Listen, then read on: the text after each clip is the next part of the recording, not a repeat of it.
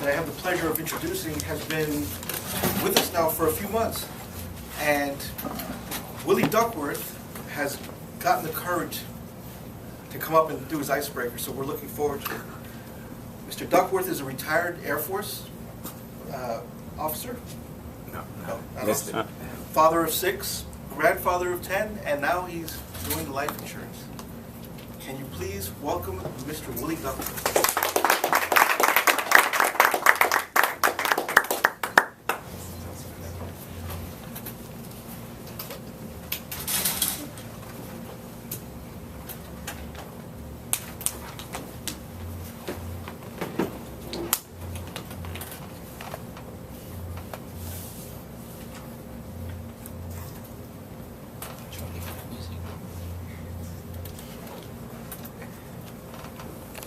Mr. Toastmaster, fellow Toastmasters, and guests, it is my distinct pleasure to stand before you today to do my icebreaker. I thought I was going before you, Rob.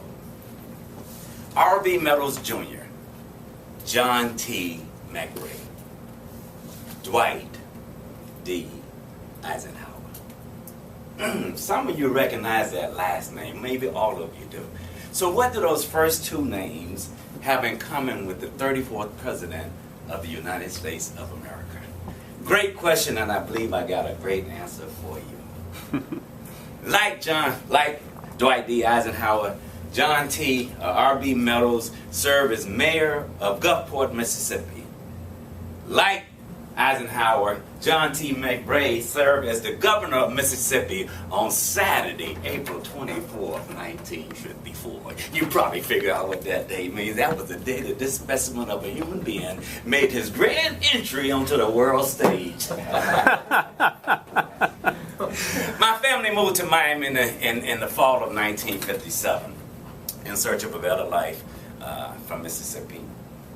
I wish to share with you 3 periods in my life, so let's fast forward to March 23rd, 1974. I'm a date person. Always, if you ever hear me talk, you hear me use dates, and that's just a part of me. March 23rd, 1974 was a Saturday.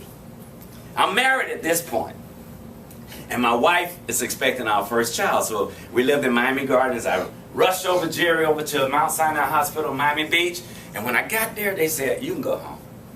She's not going to have this baby tonight, but come back first thing in the morning.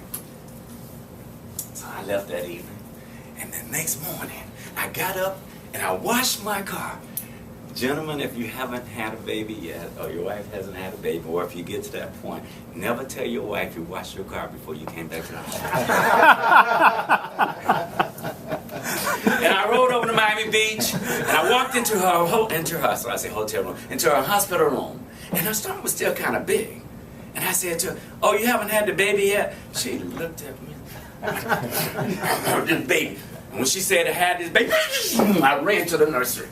And the people at the nursery were standing there waiting for me, and they were pointing at my baby daughter, Takesha LaShonda Duckworth.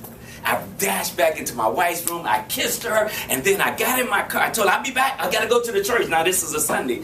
March 24th, 1974. I rushed over to the church from Miami Beach, and I ran into the church. I bust open the door. I said, my daughter had a wife! Then I ran out of the church, and all the whole church practically Jerry came out to me. They said, slow down, slow. I said, I gotta get back. Got it bigger. I just kissed her, and I gotta get back over there. Anyway, went back over to the hospital, spent time with my wife. And then so in a couple of days, my wife fill out the application for the birth certificate. Oh man, I have to go by memory now. Y'all help me out. Here ain't moving. Okay. My wife filled out the application for the birth certificate, and she placed on the birth certificate LaShonda Takesha. How many have ever heard of the group LTD?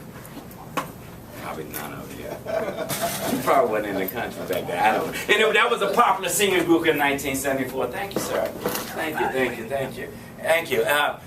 And I said, no, there's already an LTD in the world. Her name is Takesha LaShonda. Because I envisioned a singing group by the name of TLD. I also envisioned having 6 children. And my wife did accommodate me. And my children in order. When my daughter being the oldest is Takesha LaShonda. The oldest son is Terrence LaShawn.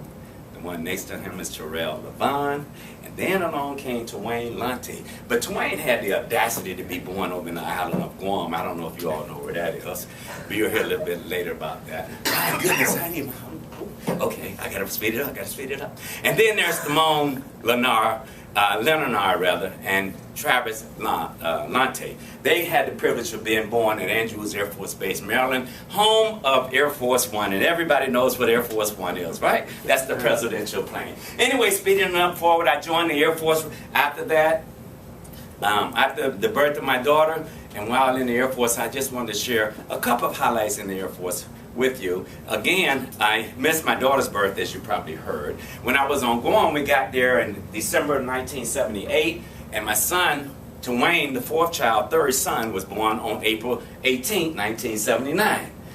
I kept an unkempt car. Don't go look at my car today because it's still unkempt. But anyway, and my wife said, call an ambulance. She didn't want to ride to the hospital in a unkempt car. And unbeknownst to me, when we were on our way to the hospital, Twain was born in the ambulance. So I missed his birth as well. And then the next highlight of my career in the Air Force was when I was stationed in Washington, D.C. I arrived in Washington, D.C. on January 5th, 1981. If anybody is familiar with American history, and I'm sure you are, that was the year that Ronald Reagan was inaugurated in his first term as President of the United States. I had the fortunate honor, if you will, of serving in the second inauguration of President Ronald Reagan. When he was I was on the Armed Forces inauguration team, and if you remember that time, it was cold. It was so cold that the medical authorities convinced the president to cancel all the outdoor activities. But the week before, we had a rehearsal, and what we call a dress rehearsal. We marched the parade route, and it was bitter cold. And I must conclude with my speech.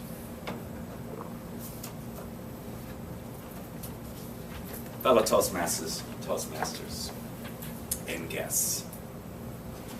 George Slocum, Philip Bryan, Barack Obama. I think you get the picture. They served in office on April 24th, 2012. Mr. Toastmaster.